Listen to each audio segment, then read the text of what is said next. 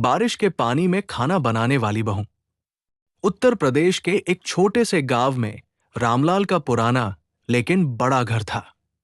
उस घर में रामलाल, उसकी पत्नी कमला और उनका बेटा मोहन रहते थे। कुछ ही महीनों पहले मोहन की शादी हुई थी और उसकी पत्नी सीता इस घर में बहू बनकर आई थी। सीता बहुत ही शांत, समझदार और मेहनती लड़की थी।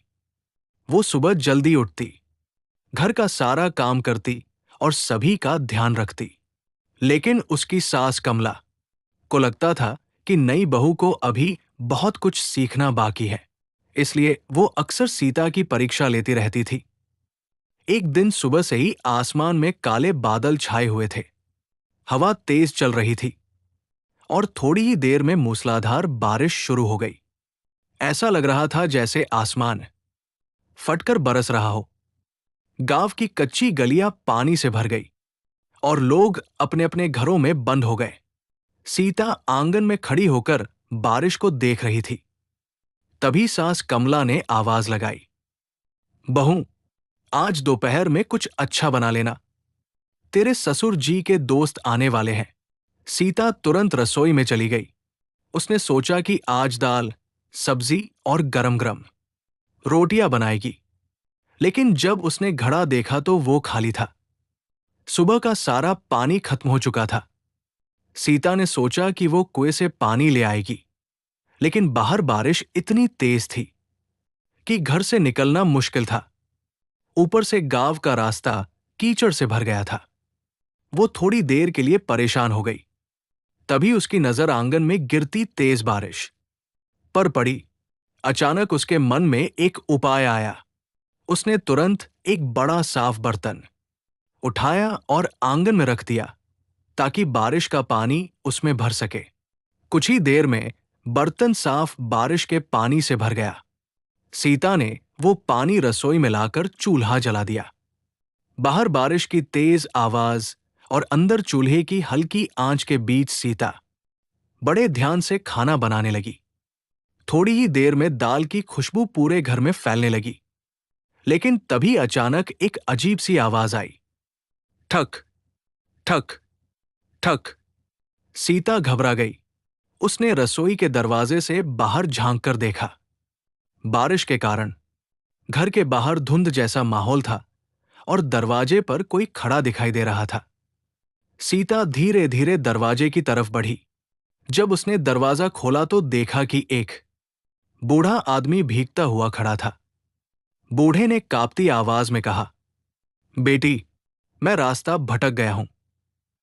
बारिश से बचने के लिए थोड़ी देर छत मिल जाए तो बड़ी मेहरबानी होगी। सीता ने तुरंत उसे अंदर आने दिया। उसने उसे सूखा कपड़ा दिया और चूल्हे के पास बैठने को कहा। कुछ देर बाद खाना तैयार हो गया। उसी समय मोहन और उसके पिता भी आ गए। सब लोग खाने के लिए बैठ गए। सीता ने सबको खाना परोसा। बूढ़े आदमी को भी एक थाली दे दी। जैसे ही सबने पहला कौर खाया, सब चौंक गए। मोहन बोला, सीता, आज खाना इतना स्वादिष्ट कैसे बना? कमला भी हैरान होकर बोली, सच में बहू, आज तो खाने का स्वाद ही अलग है।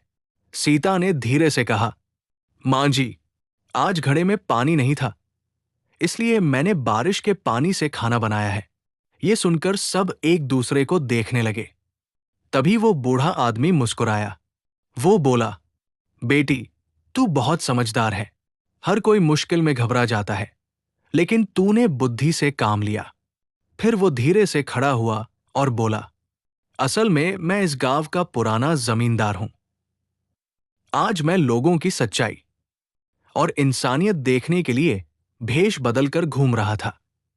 सब लोग हैरान रह गए। जमींदार ने आगे कहा, कई घरों के दरवाजे खटखटाए, लेकिन किसी ने दरवाजा नहीं खोला। तू पहली है जिसने बिना कुछ पूछे मुझे अंदर आने दिया। फिर उसने कहा, आज से पूरे गांव में तेरी समझदारी और दयालुता की मिसाल दी जाएगी। कमला की आंखों में गर्व आ गया। उसने पहली बार प्यार से सीता के सिर पर हाथ रखा। उस दिन के बाद से पूरे गांव में सीता की चर्चा होने लगी। लोग कहते थे कि वह सिर्फ मेहनती बहू ही नहीं, बल्कि बहुत समझदार और दयालु इंसान भी है। और जब भी गांव में बारिश होती, लोग मुस्कुराकर कहते, आज फिर किसी के घर में बारिश के पानी से बना स्वादिष्ट खाना बन रहा होगा, ठीक वैसे ही जैसे सीता ने बनाया था। मोरल: मुश्किल समय में घबराने के बजाय अगर इंसान समझदारी और दया से काम ले, तो वही उसे सबसे अलग और सम्मान के योग्य बना देता है।